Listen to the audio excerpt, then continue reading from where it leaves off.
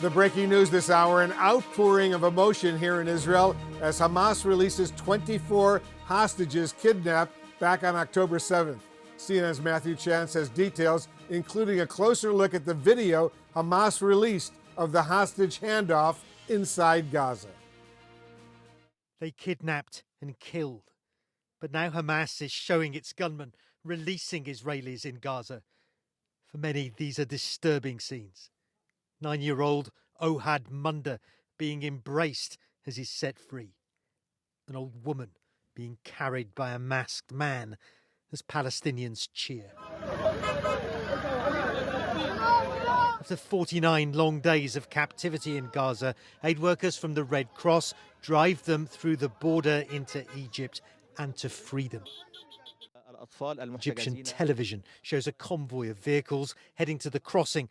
Then the hostages, including 10 Thais, a Filipino, and the 13 Israeli women and children, disembarking for checks. The Israeli military posted this grainy video of the moment they all finally re-entered the country. A step, says the Israeli Prime Minister, towards bringing all hostages home. We have just completed the return of the first of our hostages. Children, their mothers, and additional women.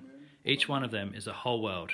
But I emphasize to you, the families, and to you, citizens of Israel, we are committed to return all our hostages.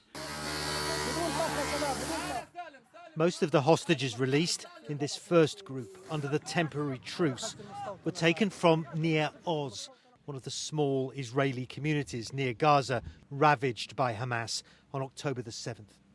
At least 38 people there were killed and more than 70 abducted.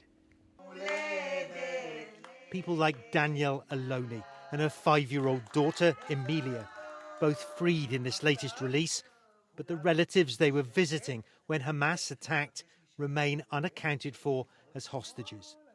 Behind every release, a poignant reminder of those left behind. Like the family of Omri Almog, his brother-in-law and niece killed, his sister and her 3 children still hostages. Yet Omri is now optimistic. The best is in the front of us. It's going to come. Whatever happened, we cannot change. Nadav is not longer with us. Siam, the beautiful girl, is not with us anymore. But there's still a chance. There's still a chance for your sister and her children. Yes. We have to bring what left. We need to bring back what left from this family. It's a broken family. A broken family in a country of shattered lives. And Matthew Chance is joining me live here in Tel Aviv right now. So first of all, Matthew, what do we know about what is expected to happen tomorrow? Well, we think, Wolf, that it's going to follow a similar kind of course. Already, the Israeli officials that we've spoken to said that Mossad and the Israeli military have received a list of potential hostage releases from Hamas via the mediators in Qatar. They haven't told us who's on the list, of course. We don't even know how many names are on that list. It's going to be between 10 and 13 like it was today. But Israeli officials say that they've already informed the families involved so they can be prepared to welcome back their loved ones. I think you have to remember that the events of today, the pause in the fighting, the releases of the hostages and the prisoners from Israeli jails, as well as the humanitarian relief, it went remarkably well. And so I think the hope is that that can be repeated again and again.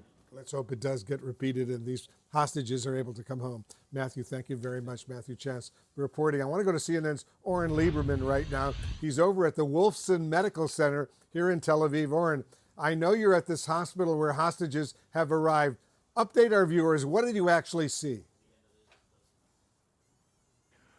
Well, Wolf, this is one of several hospitals that have taken in the freed hostages over the course of the past several hours. At about 9 o'clock tonight, 2 patients, 2 of the first freed hostages arrived by ambulance. A couple of hours after that, take a look at this video. This is 3 more elderly women hostages being brought in on helicopter. There actually is no helipad here at the hospital itself, so they landed at a field nearby and were brought in on ambulance. Take a look at this video of the hostages being loaded onto the ambulances. The cheers, the unbridled joy, the happiness as they were loaded here in Israel and brought to the hospital for care. It is that same joy that played out in the hospital itself according to the staff here, when they were brought in, when they were welcomed, and when they began to receive the professional medical care of Wolfson Medical Center. Listen to this.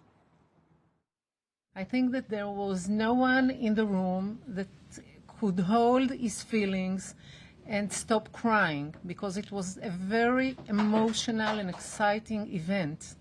They met their families and they met a very professional team here that was very good prepared to receive those hostages. Now, the hospital wouldn't say all that much about their condition, their well-being, or their mental state. They said they're going to respect the privacy of the 5 hostages that are here. They have set up a special wing of the hospital just for them and their families as they go through all of the checks, all of the medical evaluations. And it's not just a question of their physical health, it's also a question of their mental health right now. Psychologists brought in as well as other professionals to essentially give them any type of help they might need. The critical first step was reuniting them with their family. That happened here several hours ago. And crucially, it's not a one-time deal here. This isn't a process that began and ended. The hospital, well aware that there might be more elderly freed hostages coming out of Gaza over the course of the next several days, and they say they are very much ready to receive them as well, with the same sort of open arms to begin that recovery process. Oren, Wolfson is not the only Israeli hospital where hostages were taken today. How is that working? You're absolutely right. Wolfson will focus on the elderly. The 5 freed hostages who were brought here were elderly women. But there are other hospitals that will focus on different populations or groups. So Schneider Medical Center, which is in Petah Tikva, not all that far from us, that will focus on the children who are freed. And they have set up essentially a special area to try to make it feel as little as possible like a hospital. They want it to feel almost like a luxury hotel to make them as comfortable as possible. Wolf, another example, Asaf HaRofeh, that is set up to receive the foreign nationals, and that's part of the system here in place for the freeing of the hostages. Oren Lieberman reporting from Tel Aviv. Oren, thank you very much. President Biden says he hopes and expects American hostages will be freed very soon, even though none were released on this, the first day of the truce. CNN's Arlette Saenz is traveling with the president in Nantucket, Massachusetts for us right now. Arlette, how is the president feeling about this deal so far? Well, Wolf, President Biden welcomed the initial release that occurred of these hostages being held by Hamas earlier today. He said that this was just a start to the process, but said that he believes that this had unfolded well. But it does come as Americans were not included in that initial batch of hostages that were released. So the president said that it is his hope and expectation that there will be 3 Americans coming out in the coming days. That includes 2 women and also 4-year-old Abigail Adan. It was her birthday on Friday. Her parents were killed in the October 7th attack by Hamas, and she has been held hostage over the course of the past 7 weeks. But President Biden had very few details to offer relating to his expectation on when exactly these Americans would be getting out. Take a listen to what he had to tell reporters earlier today. We don't know when that will occur, but we expect it to occur. And we don't know what the list of all the hostages are and when they'll be released, but we know the numbers that are going to be released. So it's my hope and expectation will be soon. And of the 10 Americans that are unaccounted for, do you know all of their conditions? Are they all alive? We don't know all the conditions.